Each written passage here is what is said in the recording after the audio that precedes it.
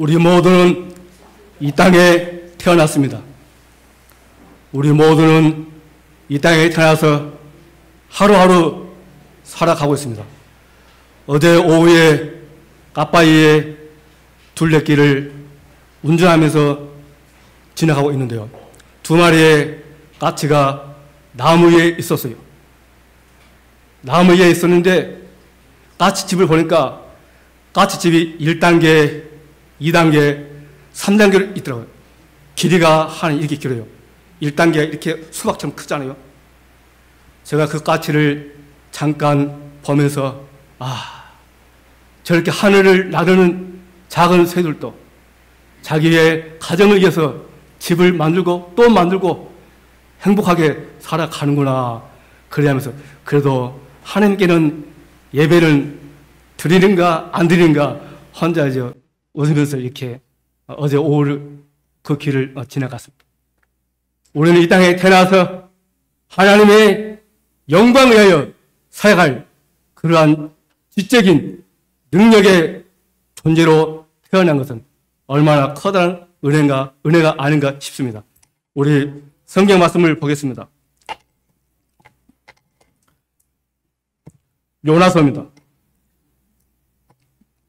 요나 1장 1절을 제가 봉독에 올리겠습니다. 여호와의 말씀이 아미떼의 아들 요나에게 임하니라. 이르시되 너는 일어나 저 큰 성읍 니느웨로 가서 그것을 향하여 외치라.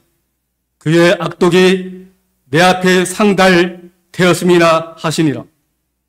그러나 요나가 여호와의 얼굴을 피하려고 일어나 다시스로 도망하라 하여 욥바로 내려갔더니 마침 다시스로 가는 배를 만난지라. 여호와의 얼굴을 피하여 그들과 함께 다시스로 가려고 삭을 주고 배에 올랐더라. 성경은 기록합니다. 성경 가운데 우리 예수님께서 특별하게 요나에 관한 말씀을 한 적이 있죠. 제가 미리 말씀을 드리겠습니다. 예수님이 이스라엘 민족을 향하여 서기관 바리새인들을 향하여 이렇게 말을 하지 않습니까? 보아라, 이 세대 사람들을 니느웨 사람들이 때가 되면 일어나서 너희를 경계하리라. 이렇게 말씀을 하시며 너희가 내가 이 땅에 온 표적을 구하냐? 너희가 하늘이 붉으면 하늘이 어때면은 오늘 비가 올 것이다. 날이 좋을 것이다. 이렇게 하지 않느냐? 내가 너에게만 하는데 요나의 표적밖에는 너희들에게 할 말이 없다. 그렇게 합니다. 예수님도 인정하셨던 요나서, 이스라엘 민족이 참으로 요나에 관한 그러한 이야기를 그렇게 예수님 당시에도 이어내려 오고 있었습니다. 하나님이 명령하십니다. 왜 명령하십니까? 하나님의 말씀이 아미떼의 사람 요나에게 임하였거든요. 놀랍죠? 그 당시에는 특별한 하나님의 종들에게 하나님의 음성으로 말씀하셨습니다. 모세에 말씀하신 여호와 하나님 예수님께서 요나에게 말씀을 하십니다.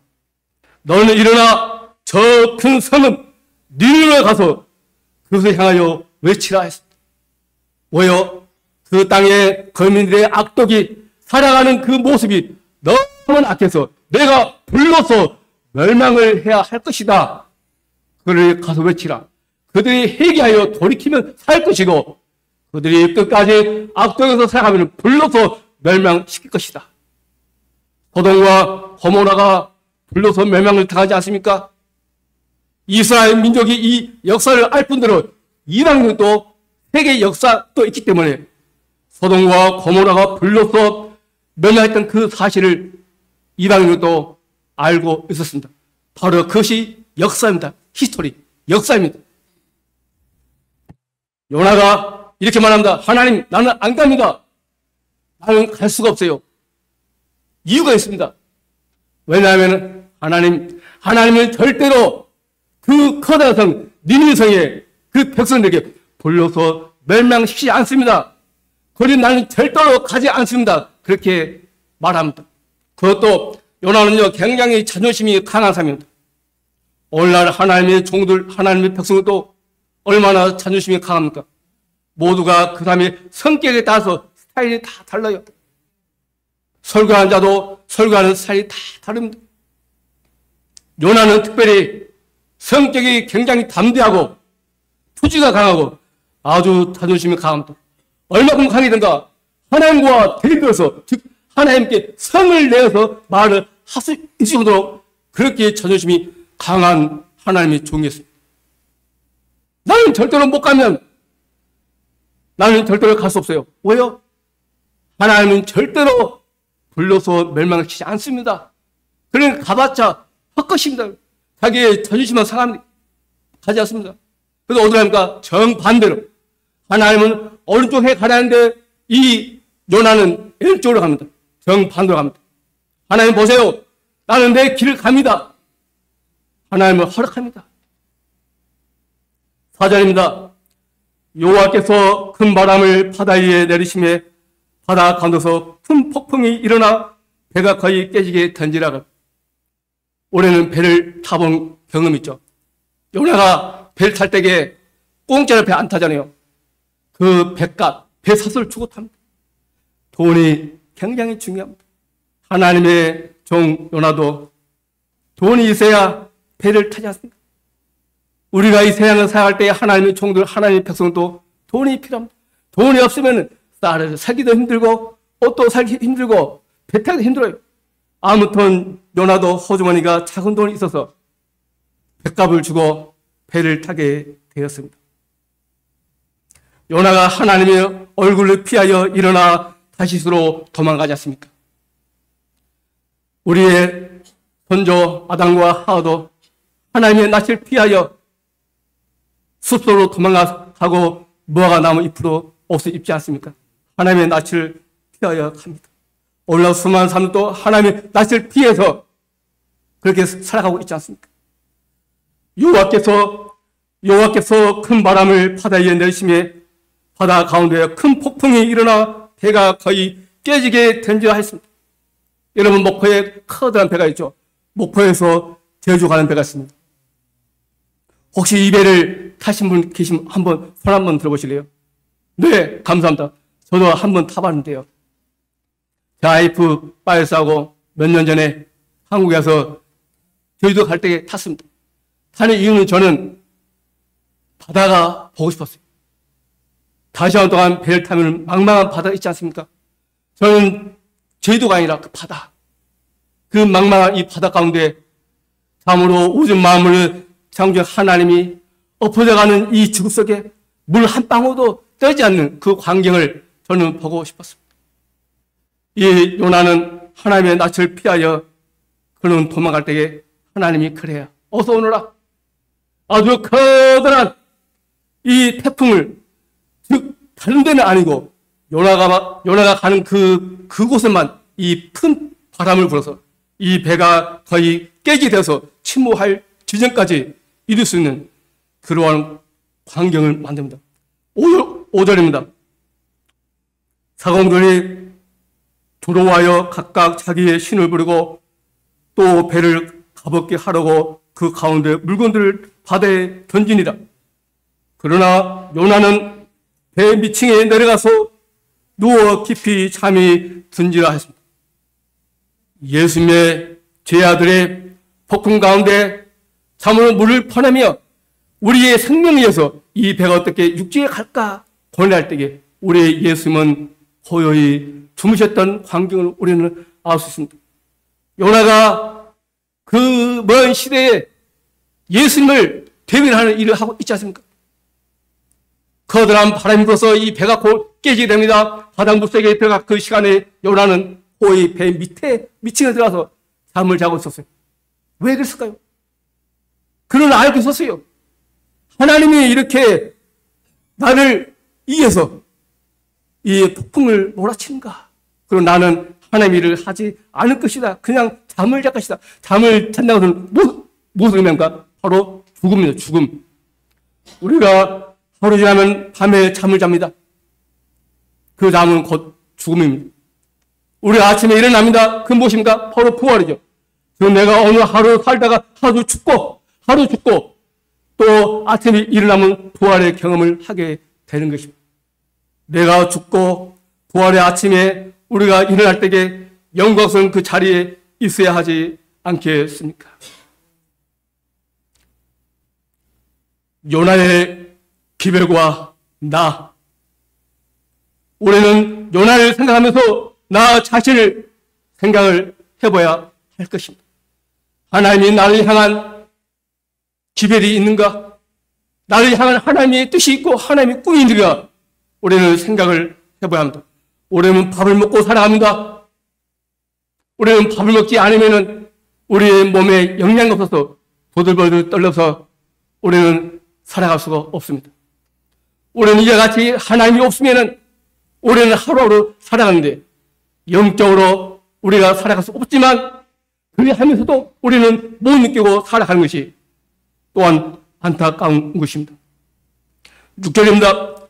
선장이 그에게 가서 이르되 자는 자여 어찌함이냐 일어나서 내 하나님께 구하라. 혹시 하나님이 우리를 생각하사 망하지 아니하게 하시리라 하니라 그랬습니다. 선장이 요나를 알았을까요? 자는 자여 일어나라. 너의 하나님께 부르짖으라. 우리가 죽게 되어노라. 그래야만 하나님 우리를 생각하사 사망에서 망하지 아니하리라. 이러한 이야기가 나옵니다.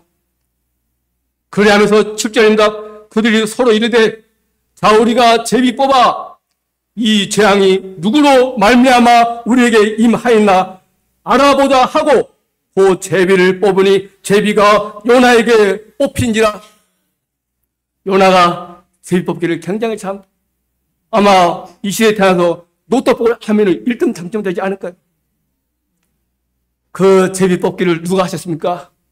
하나님이 하였지만 우리 하나님이 요나야 내가 뽑겠지 하나님께서 그렇게 하셔서 요나가 뽑게 되지 않았습니까? 그 당시에는 여러 가지 일이 일어나면은 제비를 뽑는 그런 습관이 아마 있었습니다. 보세요. 이 재앙이 누구로 말미암아 우리에게 임하였나 알아보자 이것입니다. 하나님의 종입니다. 누구에게 임했습니까? 하나님의 종에게 재앙이 임했다 이 말입니까? 여기에 말씀 보면 그러잖아요. 우리가 하나님의 백성으로 이 생을 살아가는데 우리에게 재앙이 임하면 되겠습니까? 우리에게 하나님의 복이 임해서 이 복이 우리를 통해서 곳곳에 전파가 돼야 하는데 하나님의 재앙이 우리에게 임한다고 생각을 하게 되면 어떻게 되겠습니까? 우리의 삶이 어떻게 살아가는가 따라서 하나님의 복을 우리가 전파할 것이며 우리의 삶이 어떻게 살아가는가 달려서 재앙이 우리에게도 임할 수가 있다는 이것입니다. 복이냐 재앙인가? 이건 우리 자신이 선택을 하면서 살아가게 되는 것입니다. 어찌 됐든 간에 성경에 재앙이라는 무서운 이 단어가 요나에게 임했다는 사실입니다. 8절입니다. 무리가 그에게 이르되 청하건대 이 재앙이 누구 때문에 우리에게 임하였는지 말하라. 너 입이 있냐 말하라. 내 성읍이 내 직업이 무엇이며 내가 어디서 왔으며 내 나라가 어디며 어느 민족에 속하였는가 말하라 이것입니다. 요나가 말을 하지 않을 수가 없잖아요. 왜냐하면 여기 있는 손주들 여기 있는 사람들이 이러한 태풍을 만나본 적이 없었거든요. 그가 대답하되 나는 히브리 사람이요 바다와 육지를 주신 하늘의 하나님 여호와를 경외하는 자라 하고 자기가 여호와 얼굴을 피한 줄을 그들에게 말하였으므로 무리가 알고 심히 두려워하여 이르되 너가 어찌하여 그렇게 행하였느냐 합니다. 이방인들 하나님을 알지 못한 사람들이 요나에게 책망합니다. 너가 우주 만물을 창조하신 하나님을 경외하면서 하나님이 명령하신 그 일을 하지 않고 어찌하여 도망하여 이렇게 하느냐. 하나님을 알지 못하는 사람들이 그렇게 말합니다. 그렇습니다. 우리 또한 하나님의 뜻대로 살지 못하면 하나님을 알지 못하는 이방인들이 우리 향해서 욕을 할 수 있고 손가락 할 수 있습니다. 우리가 운전할 때에 아무리 운전을 잘해도 이상한 사람 만나면은 욕을 듣잖아요. 저도 하루 어때도 가끔씩 오토바이 탄 사람이나 딴 사람들이 욕을 하고 있더라고요. 아, 이렇게 안전하게 운전을 하고 간데도 없게 욕을 할까? 이렇게 안전하게 그렇게 운전하는데도 욕을 할까 하는데, 하나님의 종들, 하나님의 백성들이 하나님의 뜻가운데 산다면서 그렇게 살지 못하면 그의 손가락이 또 어디로 향했습니까? 우리 자신과 하나님께 향하게 되는 것입니다. 요나는 자기 일을 통해서 우리 하나님을 잠시 욕되게 하였습니다. 그러나 그를 또 하나님의 영광을 보는 그러한 시간을 갖게 됩니다. 즉, 우리를 통해서 하나님의 영광이 드러나는 그러한 시간이 또한 있지 않겠습니까? 자기가 여호와의 얼굴을 피한 줄을 그들에게 말함으로 우리가 알고 힘이 들어갑니다. 오늘 교과서에 기억들이 나오죠. 너는 두려워하지 말라. 놀라지 말라. 나는 내 하나님이 됩니다. 내가 너를 굳세하리라. 어느 손으로 우리를 도와주겠다 하지 않습니까? 그렇습니다. 우리가 사나 죽으나 우리는 우주 만물을 창조하신 능력의 아버지 하나님이 있기 때문에 우리는 두려워할 필요가 없지 않습니까? 그래 하면서도 우리 인생은 슬픔과 아픔을 당할 때 두려움과 떨림 가운데 살아가지 않습니까? 요나도 마찬가지입니다. 그가 아무리 태풍과 넣어도 그가 배 밑창에서 잠을 잤다 하지만 그의 마음속에는 두려움과 떨림이 그의 뼛속 깊이 스며들고 있었습니다. 왜요? 자기가 하나님의 명령을 벗어나서 도망하여 가는데 왜 그 자체가 두렵고 떨지 않겠습니까? 그러면서 잔잔한 이 바닷속에 폭풍이 몰아치면서 배가 깨질 수 있는 그런 광경인데 왜 요나의 마음이 두렵지 않겠습니까? 두렵습니다. 드라드의 무디인가 무디 19세기 때 미국의 무디 선생이 복음을 타 지방으로 전파하기 위해서 배를 타고 떠나갑니다. 이 무디가 가는데 미안합니다. 제가 조금 이렇게 하면 또 목이 좀 새거든요. 무디가 가는데 그 배가 바람이 몰아칩니다. 아주 그 바람이 이 배를 침몰할 정도로 그렇게 몰아칩니다. 그때 한 청년이 그 배 간판에서 노래를 부르기 시작합니다. 그 사람 이름이 생키입니다. 생키. 생키가 두려워하지 말라는 하나님의 어느 속에 노래를 부릅니다. 노래가 끝날 때에 한 사람이 그에게 나타나서 이런 말을 합니다. 내가 언젠가 전쟁 때 어느 소들량으로 어느 한 천막을 이 적진 향해서 가고 있었는데 그때 한 이 보초가 노래를 부르고 있더라. 그래서 내가 발표 명령 내려서 거기는 이 적군들을 사살해야 하는데 그 참이 소리가 너무나 내 마음에 감동돼서 내가 그 명령을 낼 수가 없어서 다시 돌아왔다고. 혹시 그때 그 자리에 있지 않았는가? 그때 그 노래를 부르는 당신이 아닌가 하니까 맞다고.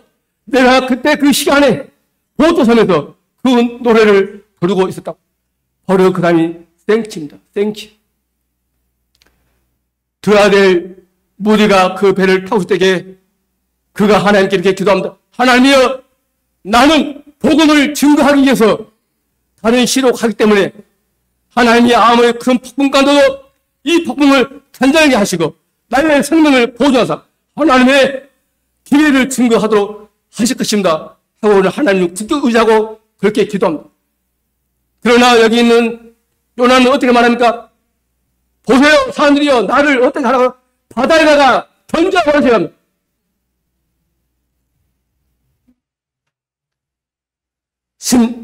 오전입니다. 요나를 들어서 바다에 던짐에 바다가 뛰는 것이 곧 그친지라 그렇게 성경은 기록합니다. 드아델의 모든 복음을 증거하러 가기 위해서 하나님이여 이 바다를 잔잔케 하사 나로 하여금 다른 시에 가서 하나님의 기회를 증거하게 해주세요 기도했는데 이 선지자 하나님의 음성을 들었던 그 선지자 요나는 여보세요 사람들이여 나를 들어서 바다에다가 그냥 던져버리세요. 그게 무엇인가? 그냥 나를 죽여주세요 이것입니다. 쭉 나옵니다. 요나는 정말로 이 세상을 그 당시에 살려는 마음이 없었을까요? 하나님 나를 살려주세요 그렇게 기도를 해야 하는데 하나님 날 죽여주세요 그냥 바다에다가 던져버리세요. 그래서 어떻습니까? 그 사람들 바다에 그냥 영창차서 그냥 던져버려. 요나는 죽습니다. 그럼 바다 속에서 그럼 완전히 죽어버리잖아요. 바다 속에 들어가는데 요나가 어떻게 하겠습니까? 저는 거대한 태평양을 배를 타고 건너본 그러한 경험이 있습니다. 얼마나 이 태평양이 심해한지요. 어떨 때는 바다에, 호수보다 더 잔잔합니다. 그렇게 잔잔할까요? 어떨 때는 이 태평양이 그 하사이에 거대한 이 파도를 일으키면서 비바람에 몰아칩니다. 아침에 간판 날 때에 해가 또 오는데요. 그 해처럼, 태평양의 해처럼 그렇게 아름답고 그렇게 커다란 거 없습니다.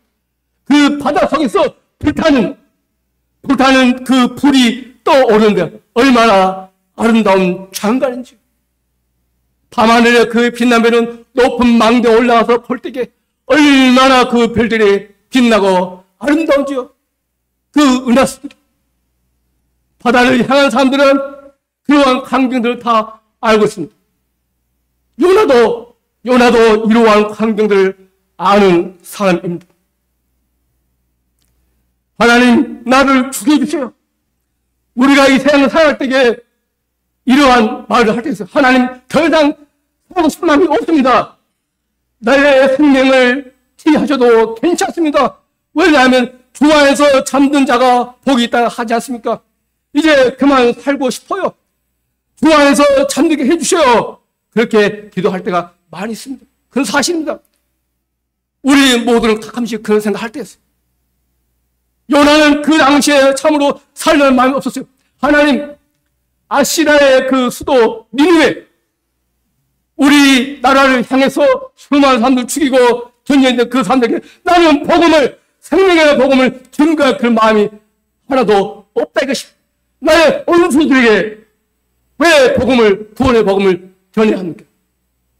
내 원수를 사랑하라는 이 구약의 말씀도 있지만 우리 주님이 말씀했잖아요. 내 원수를 어떻게 해요? 내 몸처럼 사랑하는. 별도로 요나도 그런 마음이 없습니다. 자기 나라의 백성들을 죽인 이 이방의 이 아시리아의 이 니느웨 성에 와서 생명의 말씀을 전할 기분이 없어. 기분이. 복음을 증거할 때 우리는 기분이 굉장히 중요하답니다. 어느 하나님의 종이 그렇게 말씀하시더라고요. 하나님의 기별을 증거할 때에 마음의 감정을 조절해야 한다. 마음의 감정이 터지면 기분이 나쁘면 기분 나빠서 못한다는 것입니다. 하나님의 종들, 하나님의 백성들이 교회 안에서 우리가 기분이 굉장히 좋게 그렇게 할 이유가 있습니다. 왜냐하면 기분이 흐트러지면 아무것도 할 수가 없습니다.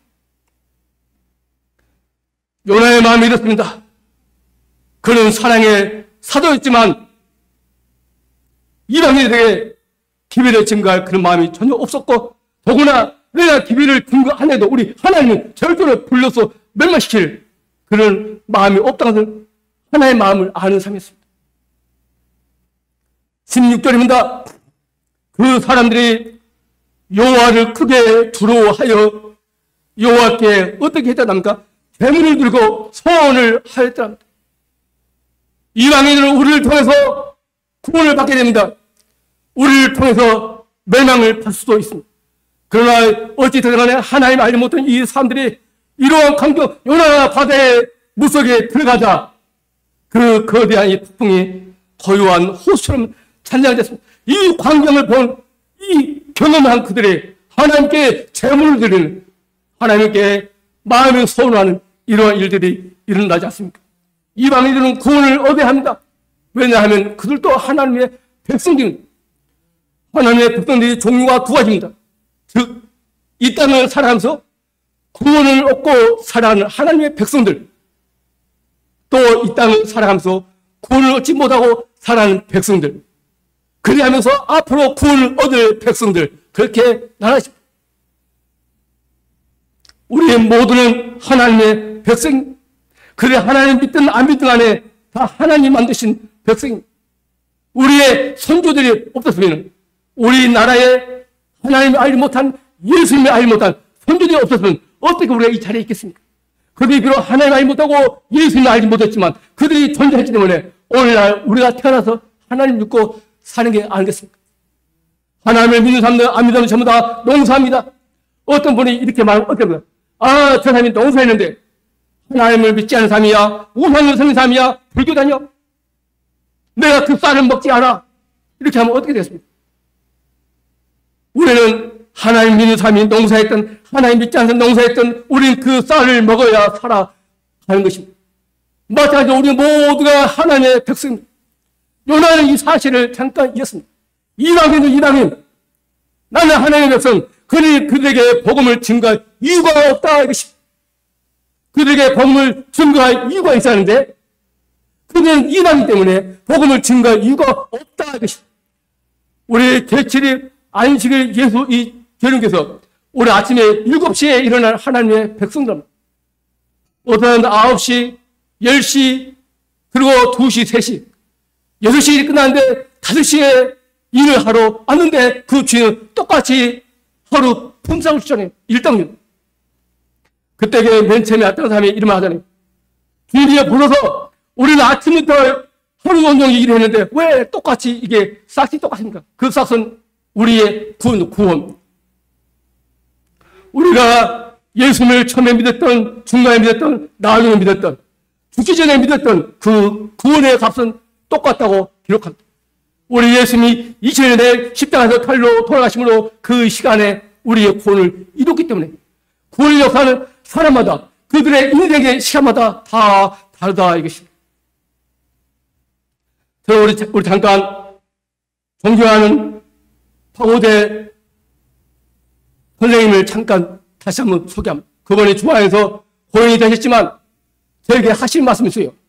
대학을 바로 떠나기 전에 이런 말씀 하셨습니다. 교회 안에서 안식일 날 우리 박경관 집사님, 우리 딸님께서 이순자 집사와 함께 병원에 가서 모시오는데 그분이 이런 말씀 하시더라고요. 내가 몸만 아프지 않았으면 밤에도 교회 와서 예배 드릴 텐데 내가 몸이 아파서 이렇게 안식일에 딸이 와서 그렇게 나를 데리고 오니 참으로 죄송합니다, 이런 말 하더라고요. 그분의 말씀이 바로 이것입니다. 내가 몸만 아프지 않았으면. 그렇습니다. 우리가 언제 교회 나온가? 건강할 때, 우리의 생명이 있을 때에 교회를 나올 수 있습니다. 우리가 아무리 교회에 나왔어도 우리의 건강이 약해지고 몸에 늙어서 힘이 없으면 나오기 힘들어요.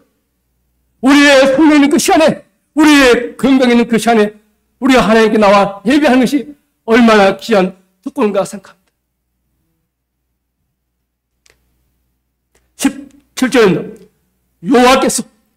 여호와께서 이미 큰 물고기를 예비하사 요나를 삼키게 하셨으므로 요나가 밤낮 3일을 물고기 뱃속에 있으니라 기록합니다. 우리 예수님이 3일 동안 캄캄한 물고기 속에 있지 않았습니까? 그 땅 속에.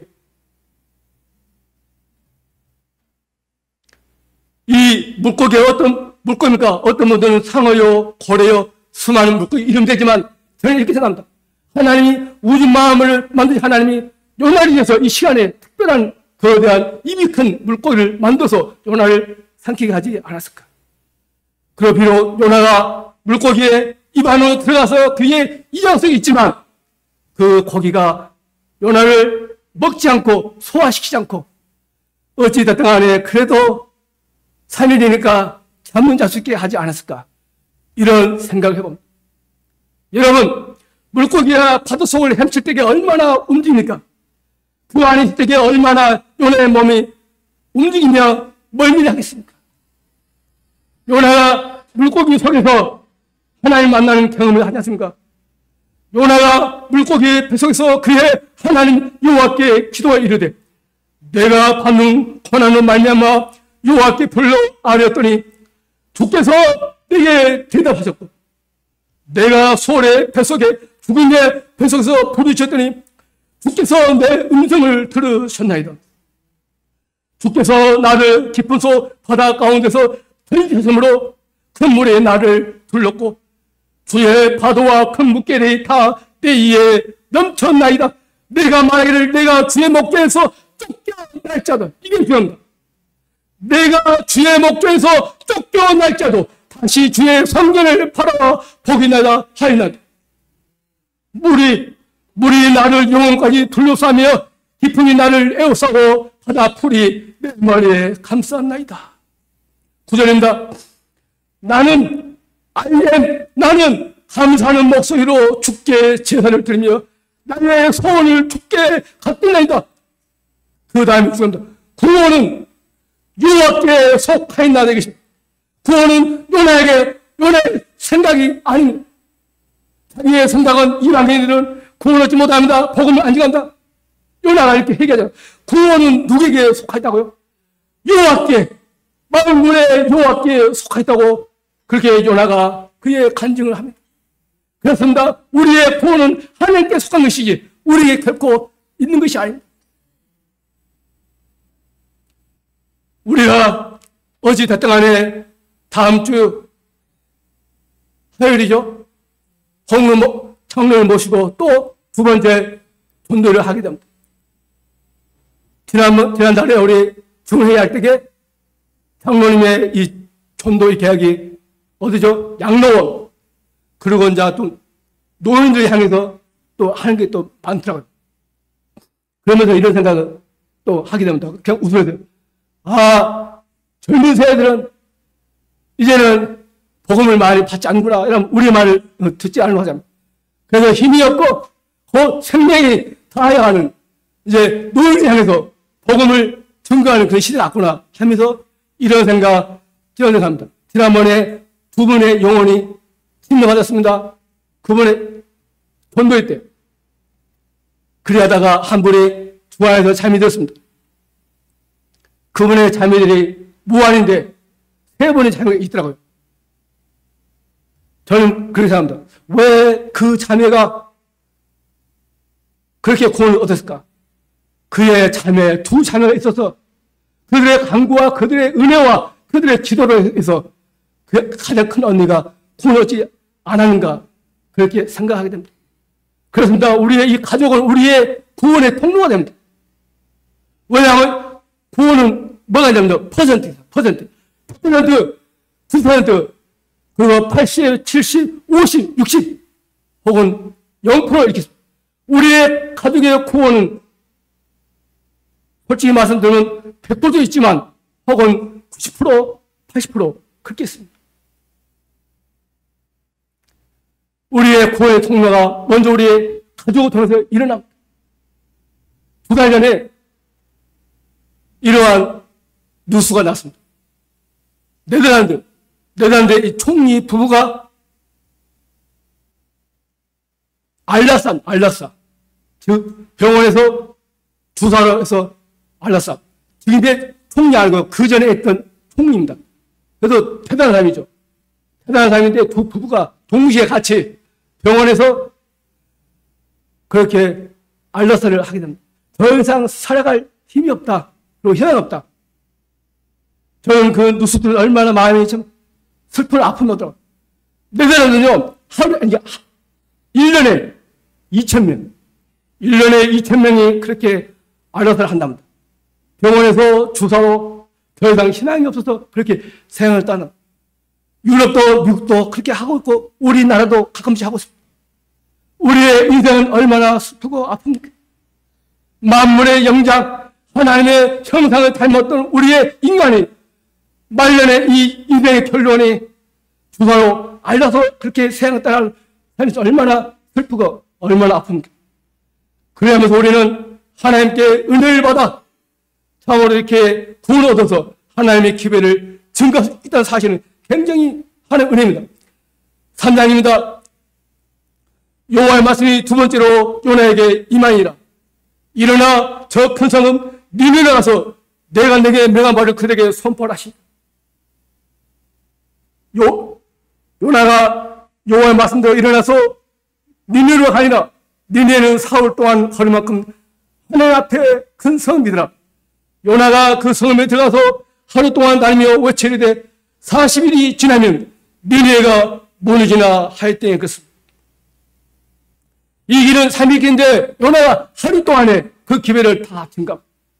올해 이 사실을 다 알고 있습니다. 그래야 할 때에 니느웨 사람은 어떻게 합니까? 왕부터 왕의 신하들 그리고 거기 있는 모든 사람들이 금식을 하게 되고 베옷을 입잖아요. 자기들 옷을 벗고 베옷을 입고 그렇게 하지 않습니까? 금식한다는 무엇인가? 내가 굶어서 죽겠다는 그런 말입니다. 내가 굶어서 죽겠으니 하나님 나를 살려주세요. 바로 이런 말입니다. 얼마만큼 금식한가 모르지만 하나님은 그 기도를 그들의 마음을 들으시고 그 성을 멸망하는 것을 그치게 합니다. 그로 요나가 하나님과 이렇게 저렇게 하는 것이 그렇게 나와요. 그건 별로 중요하지 않습니다. 중요한 것은 요나가 하루 동안에 하나님의 능력을 갖고 이 기회를 증거했다는 그 사실이 굉장히 중요합니다. 우리에게 하나님의 능력이 필요하지 않습니까? 정말로 그런 것 같아요.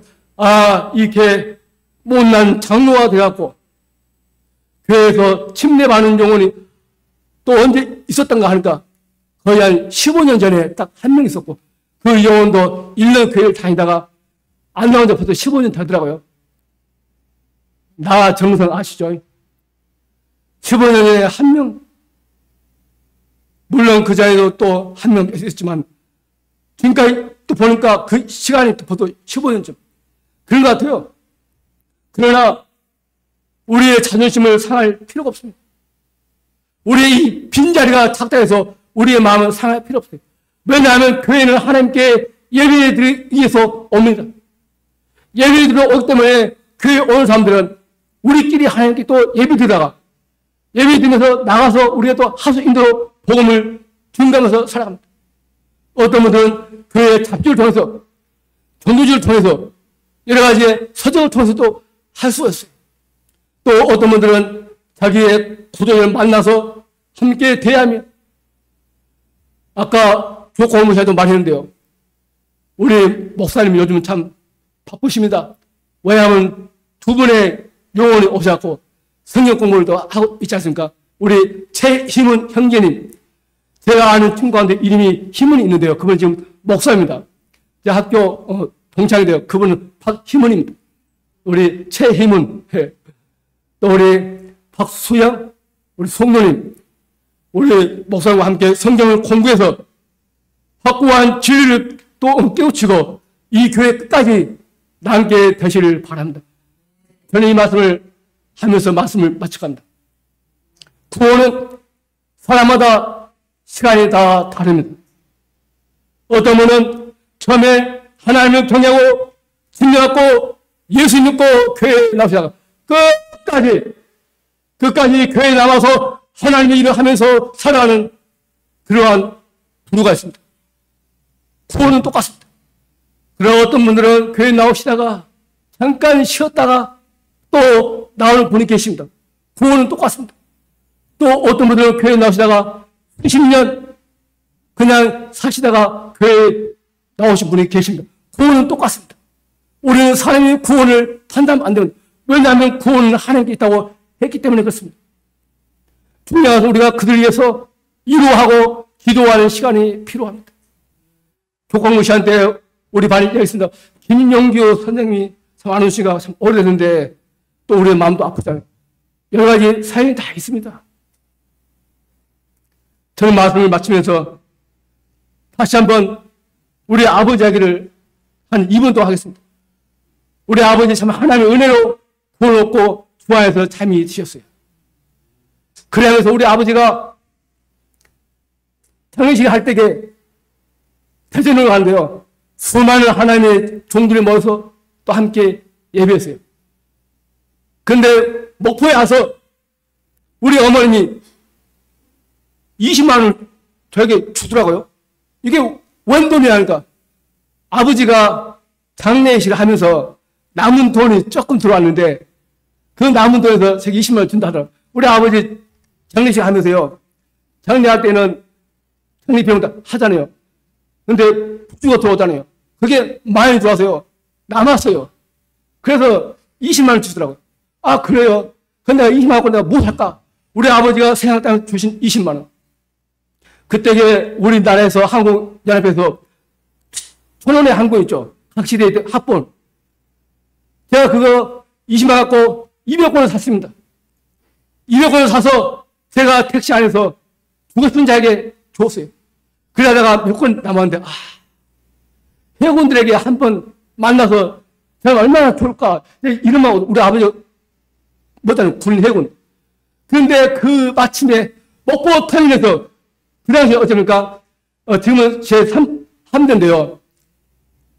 그때는 제가 갑자기 생각 안 나네요. 그때 뭐였죠, 우리 장로님?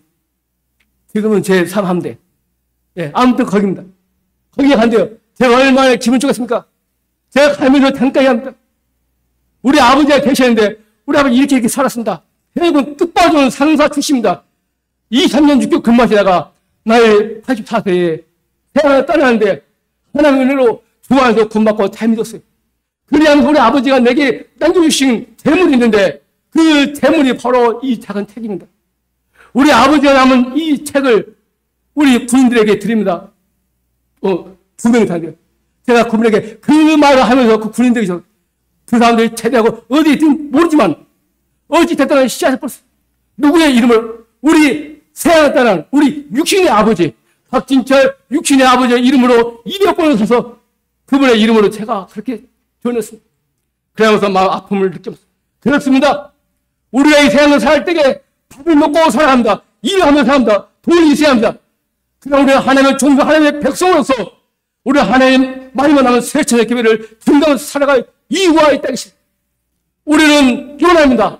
우리는 요나 속에 참으로 하나님의 영광에 사는 우리 믿음의 용사가 되면서 어찌 됐든 간에 이번 전도회 때 여러분들의 구조회가 또 있거든 없거든 교회에 오셔서 이 집회가 하나님께 영광이 되기를 바라고 하나님 저 우리 홍명문 장로에게도 성령의 충만함이 함께하기를 바랍니다. 우리 목사님, 장로님들, 집사님, 성도님들 그리고 우리 최희문 성도님, 박순 성도님 주목일 그날까지 우리 모두가 이 자리에 우리가 함께해서 영광 가운데 탈출하시는 그 날에 우리가 주님 재림을 맞으며 주의 날에서 영원히 함께 살게 되길 바라면서 오늘 말씀을 마치겠습니다.